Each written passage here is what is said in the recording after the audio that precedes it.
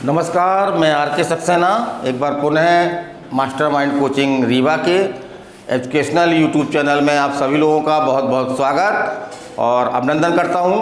आज का मेरा एक बहुत ही महत्वपूर्ण टॉपिक है राज्य व्यवस्था को लेकर के।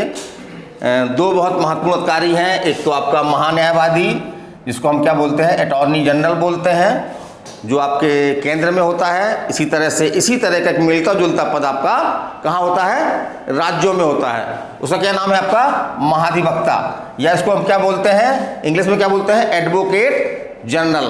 क्या बोलते हैं, एडवोकेट जनरल। तो बहुत ज़्यादा जानकारी नहीं है इसके बारे में, केवल कुछ गिने चुने आपके जो फैक्ट हैं उन्हीं से आपके क्वेश्चन बनते हैं। तो चलिए आज हम उन्हीं के बारे में चर्चा करते हैं। तो पहला तो हम देखते हैं कि हमारे संविधान का जो आर्टिकल आपका कौन सा आर्टिकल है, 76 अनुच्छेद 76। तो अनुच्छेद 76 में जो है केंद्र के लिए एक पद की व्यवस्था की गई है, उसका नाम क्या है आपका, महान्यायवादी। तो एक महान्यायवादी होता है और अब इसका पूछता है नियुक्ति कौन करता है। तो महान्यायवादी की नियुक्ति जैसे समांतर राज्यपाल करते हैं, राज्यपाल कई महत्वपूर्ण पदाधिकारियों की नियुक्ति करता है, तो उसी तरह से महान्यायवादी की नियुक्ति भी कौन करता है आपका, कौन करता है, राष्ट्रपति करता है। तो इसको याद रखिएगा, राष्ट्रपति करता है। और एक क्वेश्चन आपका बड़ा कंफ्यूजिंग क्वेश्चन रहता है आपका जो एग्जाम में आता है, तो वो क्वेश्चन ये रहता है कि महान्यायवादी का कार्यकाल कितना होता है। महान्यायवादी का कार्यकाल कितना होता है, तो कितना होता है ना, कुछ नहीं, कोई कार्यकाल नहीं होता है ना। तो इसको याद रख लीजिए, कोई कार्यकाल नहीं होता है, कोई 5 साल 6 साल कोई ऐसा कार्यकाल नहीं होता है, ना ही इसकी कोई रिटायरमेंट आयु होती है।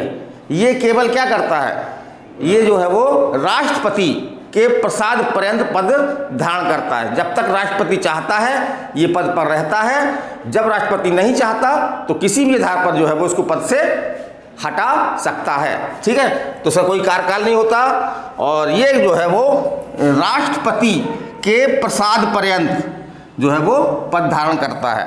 और राष्ट्रपति जब चाहे बिना किसी कारण के इसको जो है वो हटा सकता है, कोई इसके स्पष्ट कारण देने आवश्यक नहीं है। फिर एक क्वेश्चन आपका एग्जाम में भी आता है कि भारत का प्रथम विधि अधिकारी, प्रथम फर्स्ट लॉ ऑफिसर कौन होता है, first law officer of India, first law officer of India तो कौन होता है, महान्यायवादी।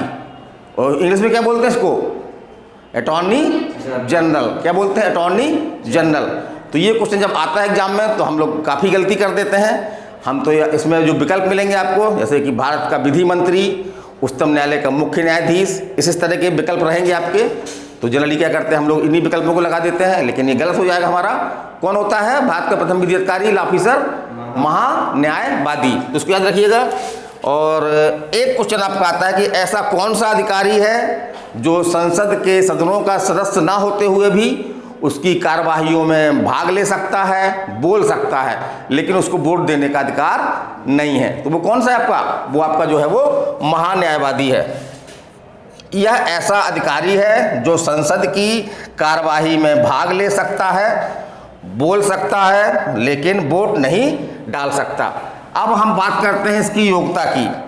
तो किस व्यक्ति को राष्ट्रपति महान्यायवादी नियुक्त कर सकता है, तो उसकी योग्यता क्या है, इसकी योग्यता वही योग्यता है जो उच्चतम न्यायालय के न्यायाधीश बनने की योग्यता है। क्या योग्यता है, जो उच्चतम न्यायालय के न्यायाधीश बनने की योग्यता है, वही योग्यता किस में होती है, आपके महान्यायवादी में होती हैं। फिर हम अगला देखते हैं, तो इसका काम क्या है। तो एक लॉ ऑफिसर है, ये भारत सरकार का एक सबसे बड़ा प्रथम लॉ ऑफिसर है ये। तो इसको एक ये अधिकार है कि भारत सरकार की तरफ से ये भारत के किसी भी न्यायालय में भारत सरकार की ओर से हाजिर हो सकता है। तो पहला महत्वपूर्ण काम ये है कि अगर कोई भी भारत सरकार का मामला किसी न्यायालय में है तो भारत सरकार की ओर से न्यायालय में ये हाजिर हो सकता है। और दूसरा महत्वपूर्ण काम क्या है, तो ये भारत सरकार को कानूनी परामर्श देता है। जैसे किसी मामले में अगर कोई कानूनी परामर्श चाहिए तो महान्यायवादी से भारत सरकार जो है संपर्क करती है और ये उसको जो है कानूनी परामर्श देता है। तो इसके महत्वपूर्ण काम हो गए। आप देखते हैं कि वर्तमान में कौन है आपके ये, तो वर्तमान में कौन है आपके के वेणुगोपाल, के वेणुगोपाल। तो उसको याद रखिएगा, कैसे याद रखिएगा कि के से नाम है, ये याद रखिए, के से नाम है। तो के से कानून, भाई कानून का नहीं होता ये, तो का से कानून, का से के। तो इस तरह से आप एडवोकेट जनरल को आप जो है वो अटॉर्नी जनरल को आप के वेणुगोपाल वर्तमान में है याद रख सकते हैं। अब हमने ऐसा बताया था कि इस तरह से ये सेंट्रल पद होता है, इसकी हूबहू कॉपी, हूबहू नकल कहाँ पे होती है? हर राज्य में होती है। उस पद का क्या नाम है? उस पद का नाम है महान्यायवादी। इंग्लिश में क्या बोलते हैं उसको? Advocate general. क्या बोलते हैं? Advocate general. तो थोड़ा सा अंतर है बस इसमें, जहाँ पे राष्ट्रपति है वहाँ पे, यहाँ पे राज्यपाल है। जैसे यहाँ पे नियुक्ति कौन करता है? राष्ट्रपति करता है। यहाँ पे नियुक्ति कौन करता है? राज्यपाल करता है। तो चलिए हम इसको भी देख लें। तो प्रत्येक राज्य में एक जो है वो महान्यायवादी, वो महान्यायवादी, ये सॉरी ये महाधिवक्ता, ये है ना, ये पूरा के पूरा गलत लिखा हुआ है यहाँ पे, महाधिवक्ता है ना, अंग्रेजी में क्या बोलते हैं इसको? Advocate general. तो प्रत्येक राज्य में एक एडवोकेट जनरल या महाधिवक्ता होता है।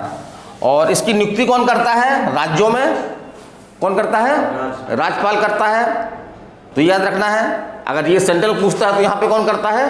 राष्ट्रपति करता है। यहाँ पे कौन कर रहा है? राज्यपाल कर रहा है।